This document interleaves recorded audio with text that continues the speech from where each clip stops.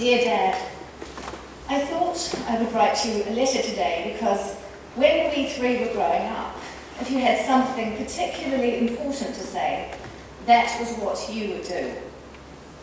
I think it was because you wanted to choose your words carefully.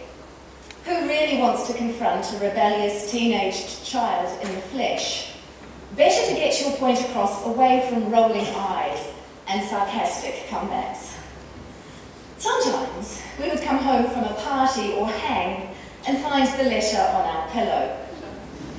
We would approach the letter with a sense of dread.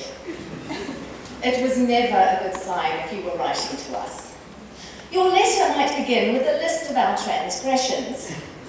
It might also helpfully contain suggestions as to what we might do to improve our current behaviour. But it always ended with the reassurance that you loved us, despite it all.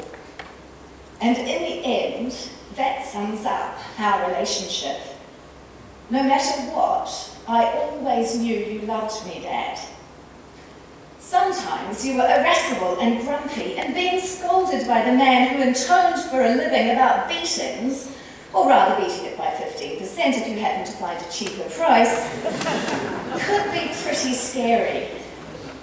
You also had an intimidating and fierce intellect which kept me on my toes. Whilst at school and later into my early university years, you devoured and assimilated my textbooks. You could have sat my exams for me, and I believe you may even have written a couple of assignments for Ewan, which he will neither confirm nor deny. Unfortunately for me, this meant you could detect my laziness by asking a question I should have been able to answer had I simply done my assigned reading. You were also ridiculously funny. Even in these last dark months, you never lost your sense of humour.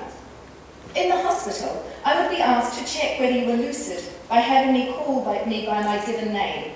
You would run through a list of absurd names until the nurses were sufficiently worried, and then, and only then, would you call me Fiona. I'm sad today, Dad.